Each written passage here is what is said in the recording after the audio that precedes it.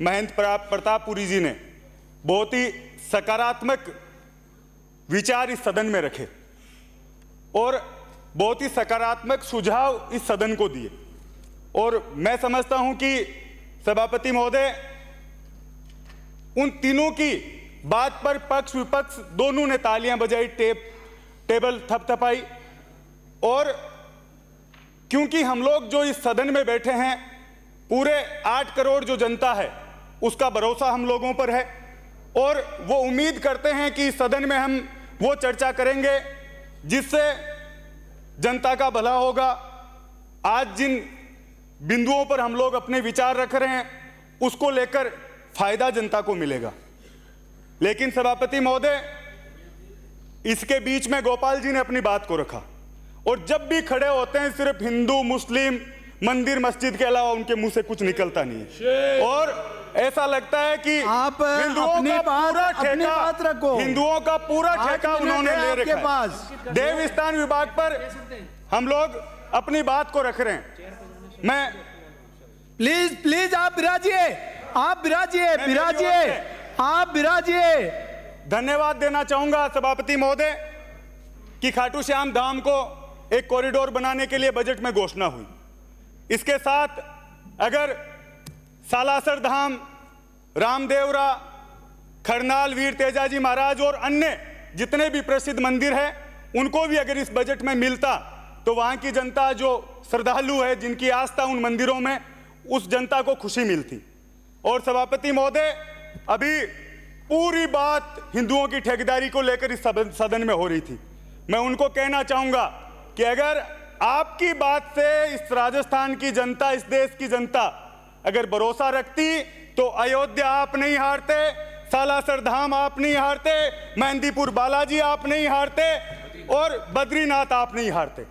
तो सभापति महोदय, यहां हम लोग कोई भी बात करें उसका अगर सकारात्मक कोई भी पहलू हम रखें, उस पर विचार हो, नियम बने, जनता को फायदा मिले, इन सब पर काम हो, तो मैं समझता हूं कि हम लोग उस जनता के साथ न्याय कर पाएंगे। सभापति महोदय, देवस्थान विभाग में जो मंदिर और मठों की जमीनें हैं, डोली विवाद जो लंबे समय से चलता आ रहा है, मैं चाहता हूं कि यह सरकार पूरे राजस्थान में इसके जो विचार हैं उन लोगों से राय मशूरा लेकर जो डोली विवाद है इसको यह सरकार खत्म करेगी, ऐसी उम्मीद मैं आप सबके माध्यम से करना चाहता हूं। सभापति महोदय, पशुपालन जब बजट पढ़ा गया 131 नंबर बिंदु से लेकर इस सदन में शुरू हुआ, 250 करोड़ के प्रावधान से मुख्यमंत्री पशुपालन विकास कोष का गठन किया जाएगा।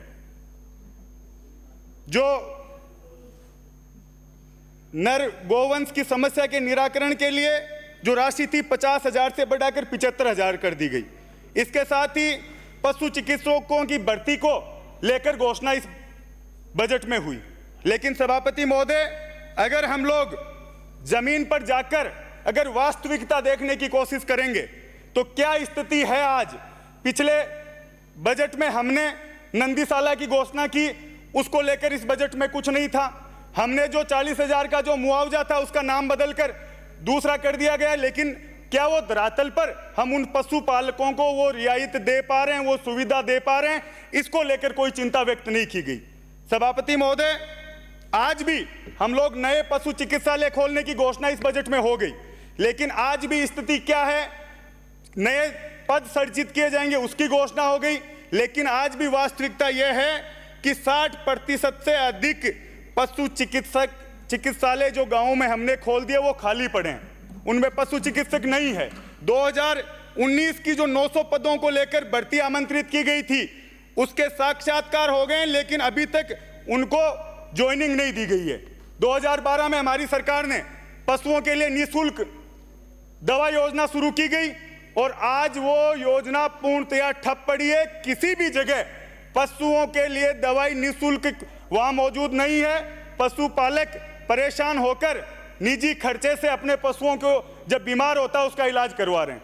तो मैं चाहूंगा सभापति महोदय, इन बातों पर हम लोग ध्यान दें। इस बजट में हर जिले में मेला लगाने की लेकर बात सामने आई। उप मुख्यमंत्री जी ने कहा हम लोग जो प्रसिद्ध मेले हैं उसके अलावा हर जिले में भी पशुओं के लिए मेले लगाएंगे और उन मेलों को प्रोत्साहन देंगे। सभापति महोदय, मैं अपनी ओर से नागौर जिले में पाबोलाव जो लाडनू का प्रसिद्ध पशुओं का मेला था, परबतसर का तेजाजी मेला था, नागौर का रामदेवरा मेला था, उन सब जगह आज भी यही स्थिति है कि जो बाहर से पशुपालक आते हैं, जहां लाखों पशु आते थे, उन जगह आज भी स्थितियां हम लोग ठीक नहीं कर पाए। सभापति महोदय, समय आपने दिया है। श्रवण कुमार जी, मैं कुछ बातें आप मेरी ओर पीछे से लॉबी में जाकर बात कीजिए। आप इधर से जाकर उधर बैठे हैं ना, आप भी जो सदस्य ये बात कर रहे हो ये अच्छी बात नहीं है। सभापति महोदय, हमारी सरकार ने मुर्रा नस्ल की भैंस संरक्षण के लिए भैंस प्रजनन फार्म बाकलिया में खोला था, जिसकी आज स्थिति यह है कि सारे जितने भी वहां पशु थे उनको नीलाम कर दिया गया है और उस फार्म पर 28 फरवरी 2024 के बाद एक भी कर्मचारी और चिकित्सक कार्यरत नहीं है और वो भैंस प्रजनन केंद्र पूर्णतया बंद होने की स्थिति में आ चुका है। सभापति महोदय, पिछले बजट में एक जिला स्तरीय पशु चिकित्सालय की घोषणा लाडनू में हुई, पॉली क्लिनिक की घोषणा हुई, उसकी जमीन आवंटित हुए 1.5 साल हो चुका है, उसके लिए वित्तीय स्वीकृति जारी नहीं की गई है। मैं आप सबसे निवेदन करूंगा कि जो मोबाइल यूनिट पशुओं की बीमारी के लिए डायग्नोस्टिक लैब की घोषणा हुई, वो अभी तक जमीन पर नहीं उतरी है। मैं आपके माध्यम से चाहता हूं जब मंत्री जी इस पे बोलें तो कम से कम ये जो पशुपालकों की समस्या है इनको केंद्रित करके कुछ न कुछ उनको रियायत जरूर दे। आपने बोलने का मौका दिया, बहुत बहुत धन्यवाद। जय हिंद, जय भारत। श्री जितेंद्र कुमार जी।